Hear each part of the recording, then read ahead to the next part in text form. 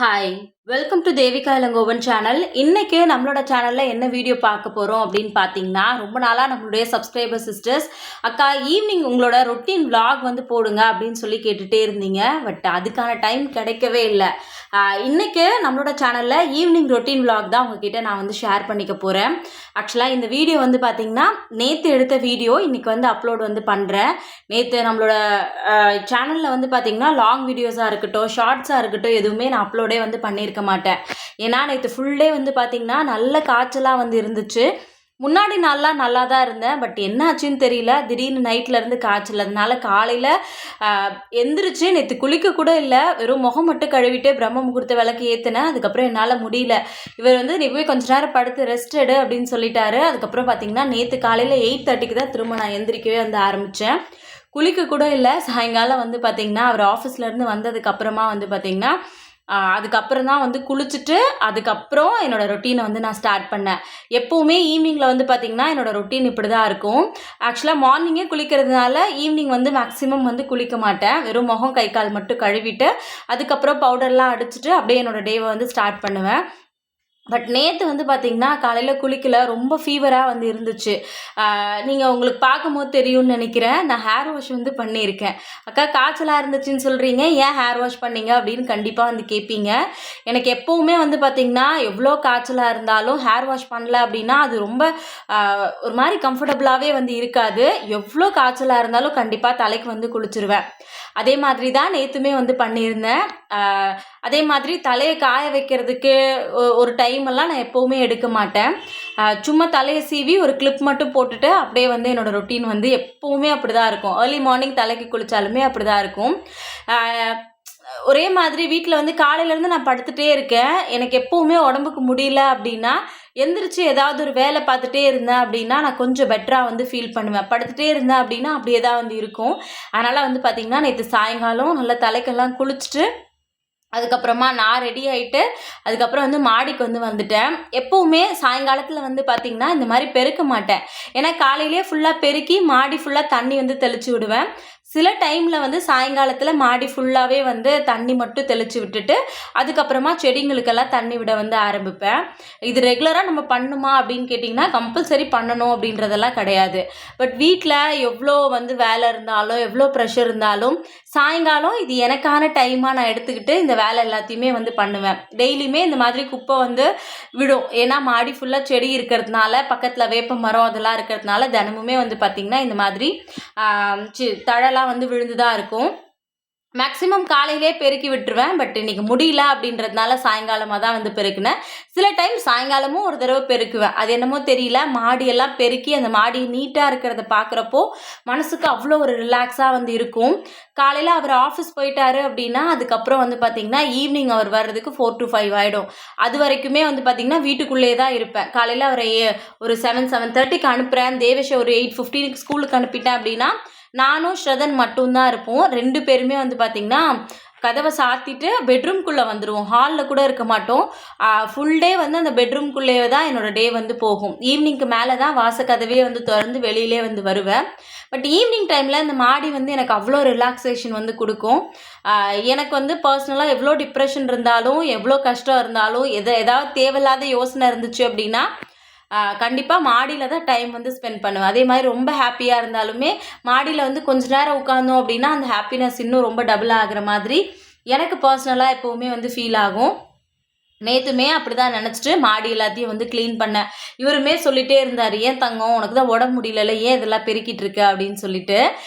அதுக்கப்புறம் பார்த்திங்கன்னா காலையில் பூ வந்து பறிக்க முடியல, நான் வெளியிலே வரல. அதனால் வந்து பார்த்திங்கன்னா சாயங்காலம் செடியில் மல்லி வந்து பூத்து இருந்துச்சு, அதெல்லாம் பறித்து எடுத்துக்கலாம் அப்படின்னு சொல்லிட்டு பறித்து எடுத்துட்டேன். பக்கத்தில் பவழமல்லி வந்து இருக்கும். அது வந்து பார்த்திங்கன்னா மோஸ்ட்லி பறிக்கக்கூடாதுன்னு சொல்லுவாங்க. அதெல்லாம் கீழே உதிர்ந்துருக்கும். பட் வந்து காலையில் உதிர்ந்துச்சு அப்படின்னா எடுத்துருவேன். பட் வந்து சாயங்காலம் ஆகிடுச்சுல, அதனால் ஒரு மாதிரி கொஞ்சம் வாடின மாதிரி இருந்துச்சா, அதனால் என்ன பண்ணிட்டேன் அப்படின்னா அதையுமே பெருக்கி வந்து தள்ளியாச்சு. பூத்திருந்த மல்லி மட்டும் பறிச்சிட்டேன். கொஞ்சம் மல்லி தான் வந்து இருந்துச்சு. காலையில் இன்னும் ரொம்ப ஃப்ரெஷ்ஷாக இருக்கும் மல்லி. பட் இப்போ வந்து பார்த்திங்கன்னா கொஞ்சம் ஃப்ரெஷ்ஷாக தான் இருக்குது. இருந்தாலும் அந்த காலையில் அந்த பனியோடு சேர்ந்து இன்னும் ரொம்ப அழகாக இருக்கும் பார்க்குறதுக்கு. சாயங்காலம் வந்து பார்த்திங்கன்னா ரெடி ஆயிட்டேன். பட் பூ இல்லாம இருந்துச்சா, சரி ஓகே செடியில இருந்த பூவெல்லாம் பறிச்சு நம்ம வந்து தலைக்கு வச்சுட்டு அதுக்கப்புறம் வேலை பார்க்கலாம் அப்படின்னு சொல்லிட்டு தான் செடியில இருந்த பூ எல்லாமே பறிச்சுட்ருக்கேன். இதே மாதிரி காலையில இருந்துச்சு அப்படின்னா மேக்ஸிமம் வந்து சாமிக்கு ஒன்று ஒன்று வந்து வச்சுருவேன். பட் இந்த மல்லி வந்து பார்த்திங்கன்னா அவ்வளோ வாசனையாக இருக்கும். ஒரு மல்லி அந்த பூஜை ரூமில் வச்சாலுமே பூஜை ரூம் ஃபுல்லாகவே அவ்வளோ வாசனையாக இருக்க மாதிரி எப்போவுமே நான் வந்து ஃபீல் பண்ணுவேன்.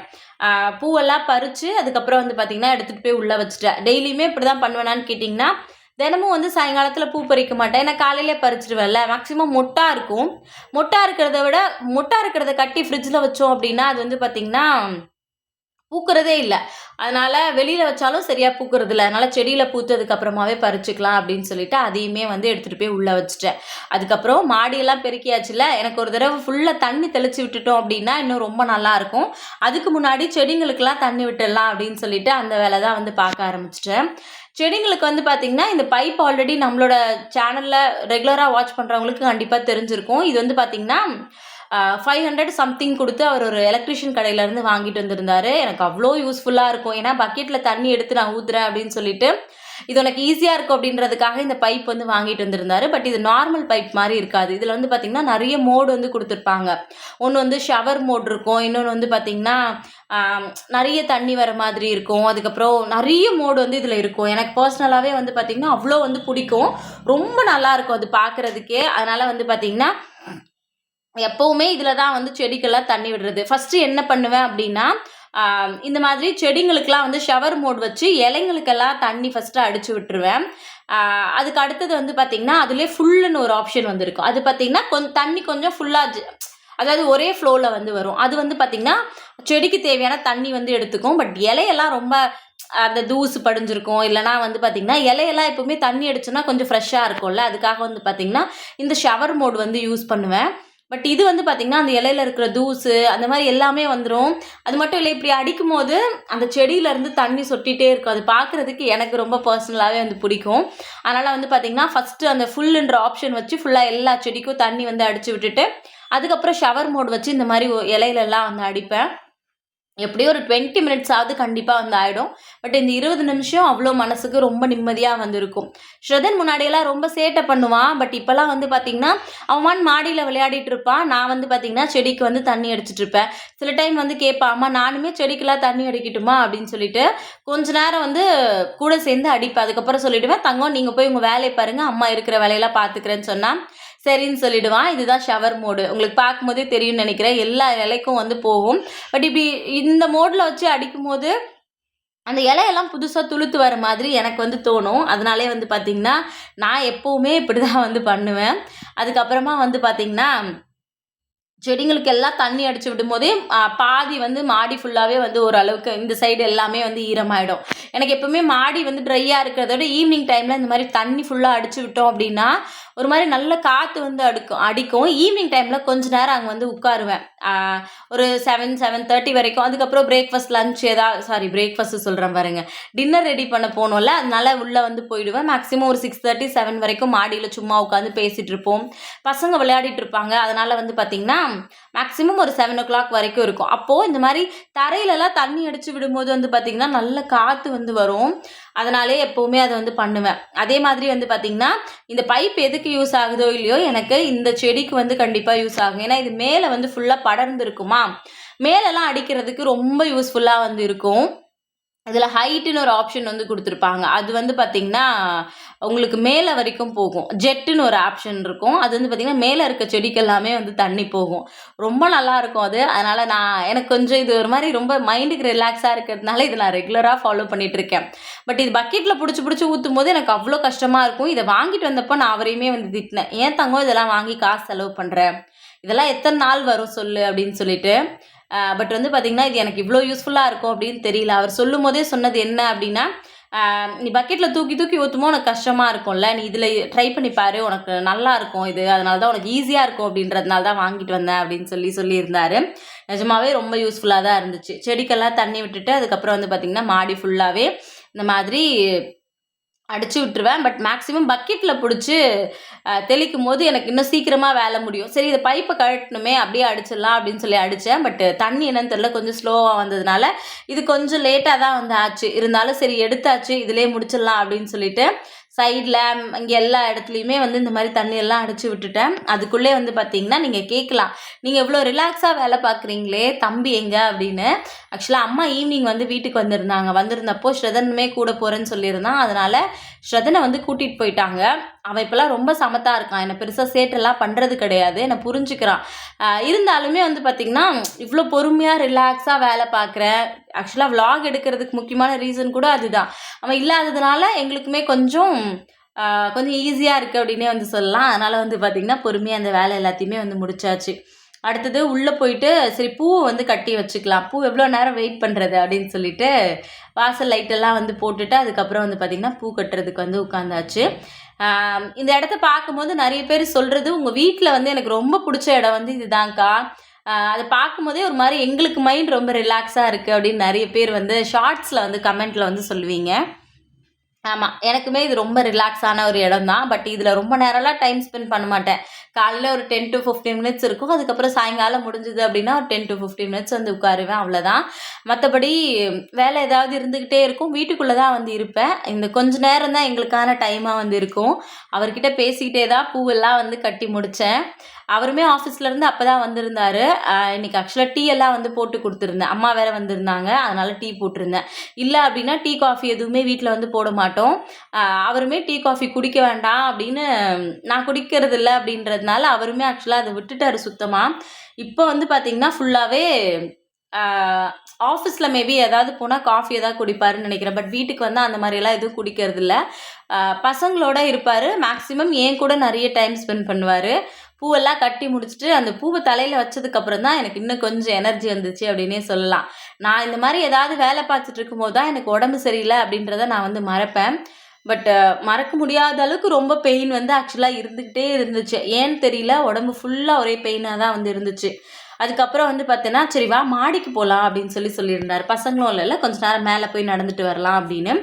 இல்லை அப்படின்னா நான் ஸ்ரதனை அவர் 3 பேரும் மேலே போவோம். தேவேஷ் வந்து டியூஷன் போயிடுவான். அதனால் வந்து பார்த்திங்கன்னா கொஞ்ச நேரம் வந்து நடப்பேன். மேலே நான் வந்து கொஞ்ச நேரம் நடந்துகிட்டே இருந்தேன். அவர் கதவெல்லாம் சாத்திட்டு அதுக்கப்புறம் வரேன் அப்படின்னு சொல்லியிருந்தார். எனக்கு பெருசாக வந்து பார்த்திங்கன்னா மாடியில் நடக்கிறத தாண்டி கொஞ்ச நேரம் உட்காந்து பேசிகிட்டு இருக்கிறது ரொம்ப பிடிக்கும். மேலே இன்னும் ரொம்ப நல்லாயிருக்கும் கீழ் மாடியை விட. மேலே வந்து பார்த்திங்கன்னா நிறைய புறா வந்து உட்காந்துட்ருக்கோம். அதை கொஞ்சம் நேரம் பார்த்து வேடிக்கை பார்த்துட்டே இருப்பேன். ஸ்ரதன் இருந்தான் அப்படின்னா அவன் நான் ஜாகிங் போகிறேன் அப்படின்னு சொல்லிட்டு ஓடிக்கிட்டே இருப்பான். அவன் கூட கத்திக்கிட்டே இருப்பேன். பட் வந்து இன்றைக்கி அந்த வேலைலாம் வந்து கிடையாது. கொஞ்ச நேரம் ரிலாக்ஸாக நடக்கலாம் அப்படின்னு சொல்லிட்டு கொஞ்ச நேரம் தான் நடந்துட்டு இருந்தேன். உடனே அவருமே வந்துட்டார். அதுக்கப்புறம் அவர் கூட கொஞ்ச நேரம் நின்று பேசிட்டு அவரோட ஆஃபீஸில் என்னெல்லாம் நடந்துச்சு, நான் இன்றைக்கி என்னெல்லாம் பண்ணேன், இது எல்லாத்தையுமே கண்டிப்பாக வந்து ஷேர் பண்ணிப்போம் 2 பேருமே.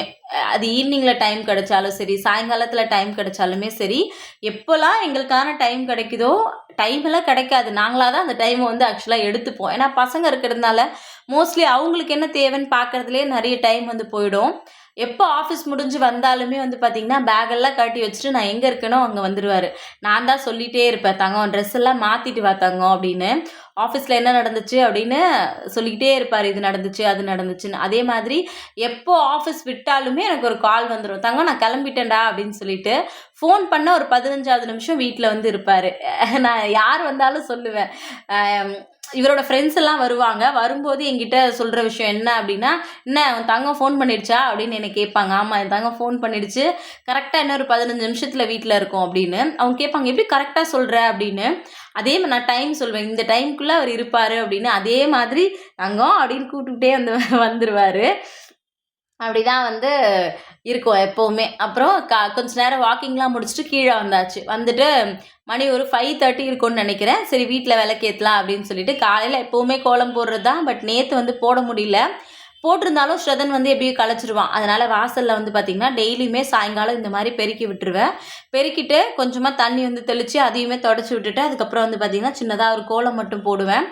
சாயங்காலத்தில் வந்து பார்த்திங்கன்னா மேக்ஸிமம் வாசலில் வந்து விளக்கு வந்து வைக்க மாட்டேன். மாடத்துலேயோ இல்லை வாசல்லையோ வந்து வைக்க மாட்டேன். ஏன் அப்படின்னா வச்சேன் அப்படின்னா வந்து பார்த்திங்கன்னா கொஞ்ச நேரத்தில் விளக்கு வந்து குளிந்துரும். அது எனக்கு ஏதோ ஒரு மாதிரி இருக்கும்.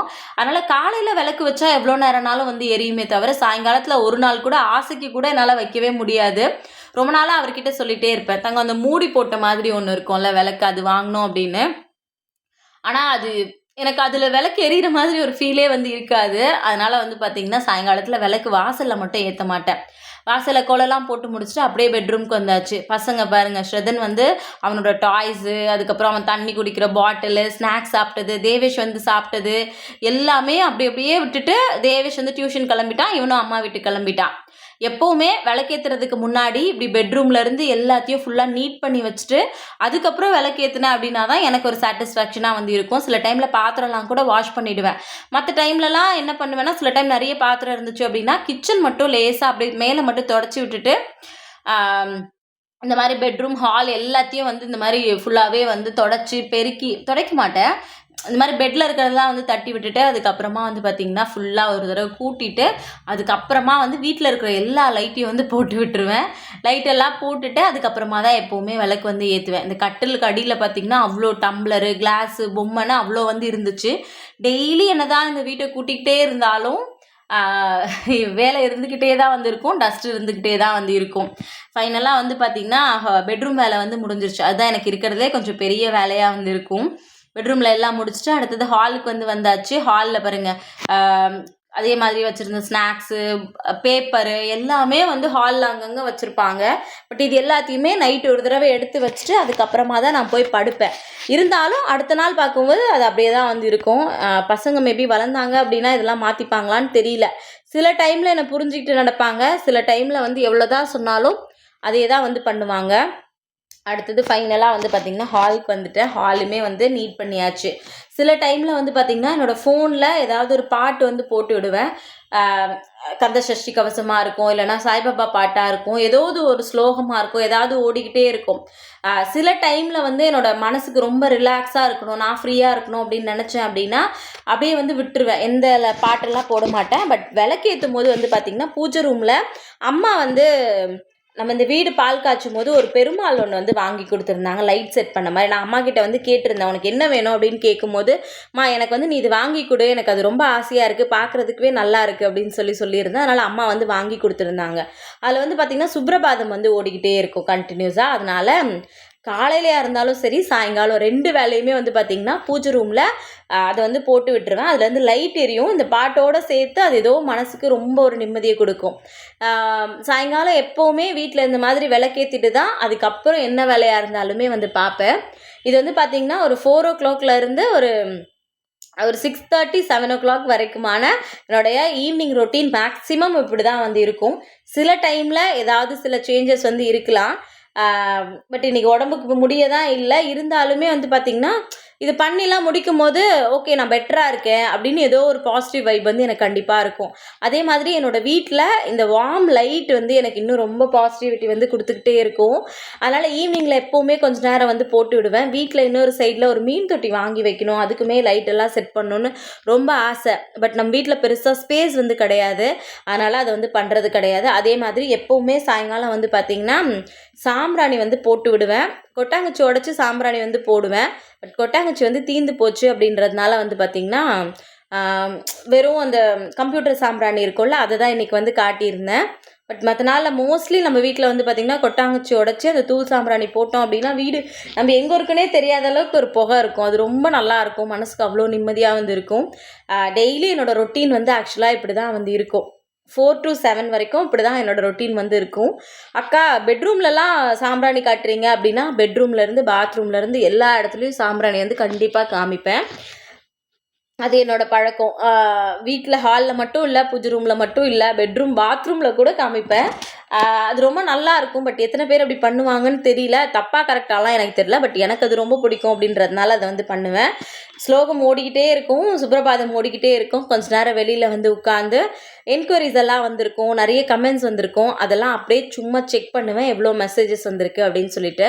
பட் எல்லாத்துக்கும் ரிப்ளை பண்ணுறதுக்கெல்லாம் டைம் வந்து இருக்காது. அதனால் வந்து பார்த்திங்கன்னா அப்படியே வந்து கொஞ்சம் நேரம் வெளியில் உட்காந்துட்டு பார்த்துட்டு எல்லாத்தையும் செக் பண்ணி முடிச்சுட்டு அடுத்ததாக வந்து பார்த்திங்கன்னா கொஞ்சம் நேரம் அதை மூடி வச்சுட்டு ஒரு 10 நிமிஷம் அமைதியாக வந்து உட்காந்து அங்கே வேடிக்கை பார்த்துட்டே இருப்பேன். அதில் என்ன கிடைக்கும்லாம் தெரியல. பட் அந்த காற்று, அந்த செடி அசைகிறது அதெல்லாம் பார்க்குறதே மனசுக்கு அவ்வளோ ஒரு நிம்மதியாக வந்து இருக்கும். எப்போவுமே ஈவினிங்கில் இதை கம்பல்சரி வந்து பண்ணுவேன். இதெல்லாம் பண்ணி முடிச்சுட்டு அப்படியே வந்து பெட்ரூம்க்கு வந்து போவேன். பசங்க இருந்தாங்க அப்படின்னா பசங்களோட ஒரு 20 minutes கண்டிப்பாக வந்து டைம் ஸ்பெண்ட் பண்ணுவேன்.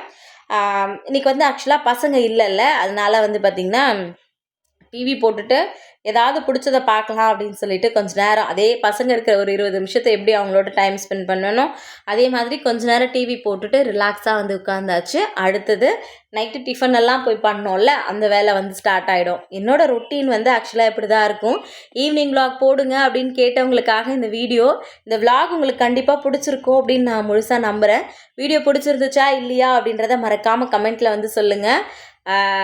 என் வீடு இதுதான். நான் இப்படி தான் வந்து இருப்பேன் என்னோடய வீட்டில். இதை உங்களோட ஷேர் பண்ணிக்கிறதுல எனக்கு ரொம்ப ஹாப்பி. பட் பசங்க இல்லை அப்படின்றதுனால இன்னும் கொஞ்சம் ரிலாக்ஸாக கொஞ்ச நேரம் வந்து டிவி வந்து பார்த்துட்டு இருந்தேன். Thank you so much. மறுபடியும் நாளைக்கு இன்னொரு வீடியோவில் பார்க்கலாம். தேங்க்யூ.